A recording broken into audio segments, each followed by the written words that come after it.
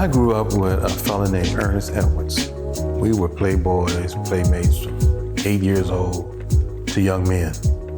And he was always like a rivalry, you know. You can't do this better than me, you can do this better than me.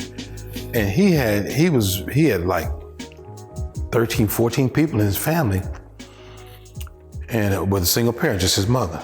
And I lived next door to him with a mother and father, with 8 of us. Big families in the neighborhood. Anyway, to make a long story short, he went to Vietnam, we went through our young man thing, you know, and I hadn't seen Ernest in years. By then I had embraced Islam, become very active as a Muslim.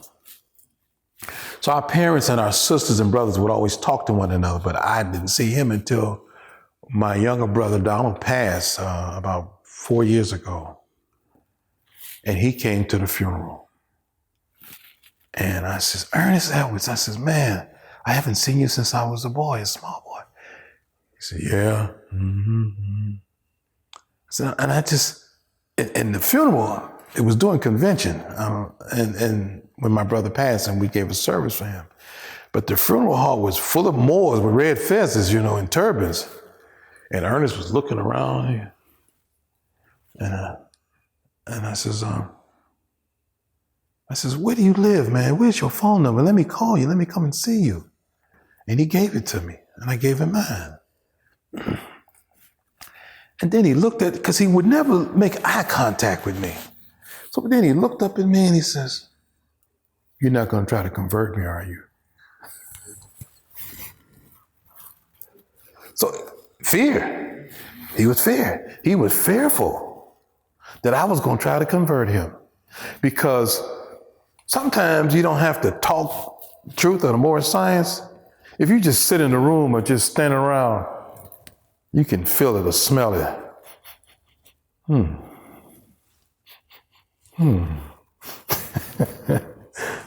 That's valor and bravery.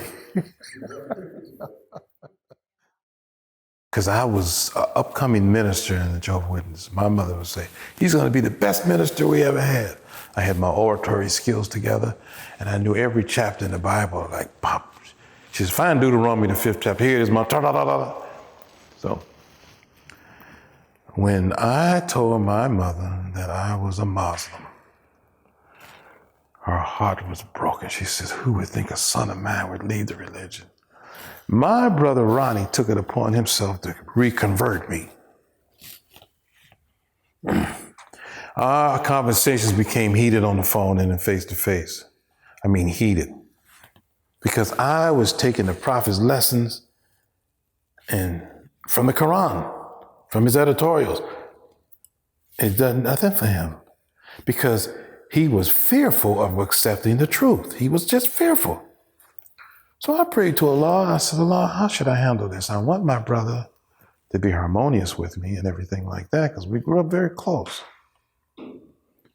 So they have this book called Make Sure of All Things. It's a little book like this.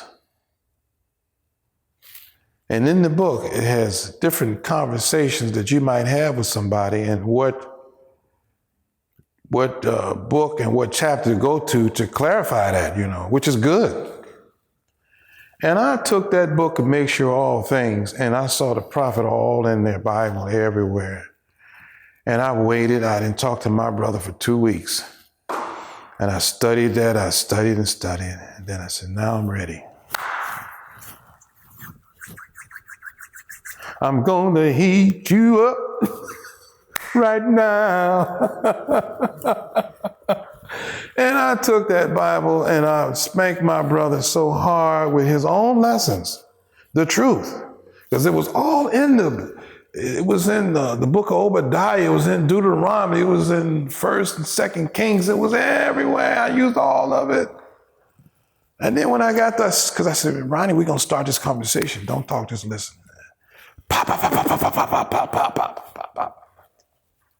I said, Ronnie, first of all, you're not an Israelite. These laws and customs are for Israelites. That's not you. He said, what do you mean? Well, we're trying to do what was written in the Old Testament. I says, what's the Old Testament? It's an Israelite. Are you an Israelite? The prophet's teachings, he will pluck out his sheep wherever they're at, to help them do things for our people. Because I asked my brother Ronnie in one conversation, what's wrong with what I'm doing? Can you tell me what is wrong with it? Because it's love, truth, peace, freedom, just what's wrong with it? Well, it's not the New Testament. I mean, not the Old Testament. It's not us. I mean, Jesus was not even a Christian, Ronnie. He said, what are you talking about? Yeah, but his followers were. I said, well, that ain't him. See, I don't want to talk to you no more because you twist that. I said, I'm not twisting things around. He said, you through? I said, yeah, I got to go. He hung up the phone, and that's been, 25, 30 years ago. He never said one more thing about trying to reconvert me. His own lessons had the same truth that I was in. You're right, the truth is truth. He had the same truth, the same truth. He says, you finished? I said, yeah, Ronnie, I got to go. He never opened his mouth again. Never. About trying to debate me. But he was fearful of the prophet's lesson. So I took him in the lessons that he's used to.